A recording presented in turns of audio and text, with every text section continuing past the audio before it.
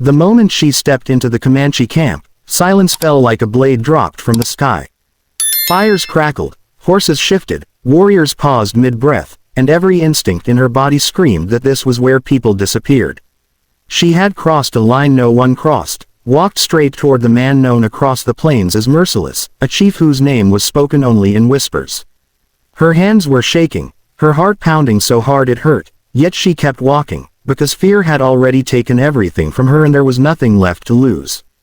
Before the story pulls you deeper into that moment, take a second right now.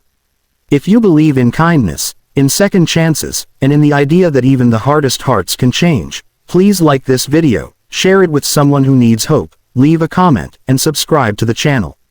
Your support keeps stories like this alive. She had not always been this woman, thin as a shadow, dust in her hair, grief etched into every line of her face. Once, she had been ordinary. A wife on a small frontier homestead. A mother who sang to her children while kneading bread, who believed that tomorrow would look much like today. That illusion shattered the night the riders came. Fire, screams, hooves like thunder, and then the emptiness afterward. Her husband lay where he fell. Her youngest son was gone. Taken. The world did not end in one loud moment, it ended quietly the next morning when the sun rose and her boy was not there. Everyone told her the same thing. The Comanche chief who led that raid was called Merciless for a reason. He did not bargain. He did not soften. He did not return captives. People said he was born without pity, shaped only by war and loss. They told her to mourn, to accept, to move on if she wanted to live. But a mother's heart does not understand such logic. Every night she dreamed of her son calling for her, and every morning she woke with the same decision burning in her chest. She would find him, even if it meant walking into death itself. The journey stripped her down to bone and will. She walked for days, then weeks, following rumors and tracks she barely understood. Hunger became a dull companion. Fear stopped being sharp and turned heavy, something she carried instead of ran from. Along the way she saw the scars of the land and its people, burned cabins, abandoned camps, graves marked and unmarked. She began to realize that pain did not belong to one side alone. Still, nothing softened her resolve. When at last she saw the Comanche camp spread across the valley, she felt strangely calm. This was the end of her road, one way or another. The chief stood apart from the others, tall and still, his presence bending the space around him.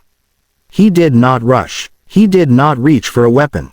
He simply looked at her as she approached, and that look carried the weight of years of battle, of loss layered upon loss. She had imagined rage, cruelty, perhaps a snarl. What she found instead was something colder and more frightening: control. This was a man who did not need to raise his voice to be obeyed. She fell to her knees before him, not in submission, but because her legs finally gave out. Everything she had carried spilled out of her in one raw, desperate rush. The fear, the grief, the nights without sleep, the empty place beside her where her child should have been. She did not insult him or curse him. She did not beg prettily. She simply told the truth of her broken life, because there was nothing left to hide. The warriors around them watched, waiting for a sign. A nod, a hand movement, anything. The chief raised a single hand, barely, and the tension froze. He stopped her without raising his voice, without a threat, without anger. The quiet command in that small gesture was absolute, and in that silence, something unexpected happened. He listened. No one in the camp had ever seen him do that for an enemy woman. As she spoke, the wind shifted, carrying the smell of smoke and earth. The chief's face did not change, but his eyes did. They darkened, not with fury, but with recognition. He had been a child once. He had been taken once. His own people had been hunted, scattered, named merciless by those who did not know their stories. The word echoed in his mind, heavy and unfair. Time stretched. The woman waited for death, for dismissal, for laughter. Instead, she felt something like a door cracking open, just a little. The chief turned away from her and walked toward the heart of the camp. That movement alone was enough to make her heart stumble. Had she failed? Was this mercy delayed or punishment prepared? What followed was not dramatic in the way stories usually tell it. There was no sudden miracle, no instant reunion. The chief ordered that she be given food and water, not as a guest, not as a prisoner, but as someone under his protection for the night. That decision alone shocked everyone. Protection from a merciless man was a contradiction that rippled through the camp like fire through dry grass. That night, as she slept on the ground wrapped in a borrowed blanket, she realized something profound. The man she had come to confront was not a monster carved from legend. He was a leader carrying the impossible weight of keeping his people alive in a world that wanted them gone. His mercy was not loud. It was cautious, buried under responsibility and old wounds. The next days tested them both. She was not allowed to wander freely, but she was not harmed.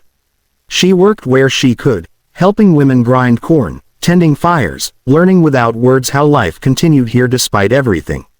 She saw children laugh. She saw elders pray. The picture she had been taught to hate became painfully human. The chief watched from a distance.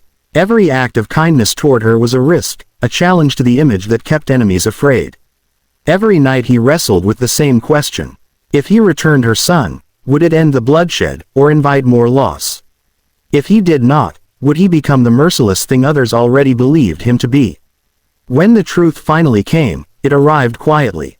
Her son was alive. He had been taken wounded, nursed back from the edge of death by a woman who had lost her own child to soldiers years before. The boy had begun to heal, to smile again, unaware of the war his small body represented. Bringing him back was not simple. It meant unraveling grief on both sides. The reunion, when it happened, broke something open in everyone who witnessed it. A mother holding her child after believing him lost forever is a sound the world does not forget. There were tears without shame, from people who had seen too much death to pretend they were untouched. The chief stood apart, his face unreadable. He did not step forward for praise. He did not claim honor. He simply allowed the moment to exist. In that choice, he redefined mercy not as weakness, but as courage. As the woman prepared to leave, her strength returned, not because her suffering had vanished, but because it had been seen. She looked at the chief one last time, understanding now that confronting him had not been about defiance. It had been about faith in humanity where it was least expected. Before this story reaches its final breath, please pause for a moment. If this journey has moved you, if it has reminded you that compassion can survive even in the hardest places, like the video, share it, and subscribe. And right now, before the ending, leave a comment telling us whether you believe mercy can change history.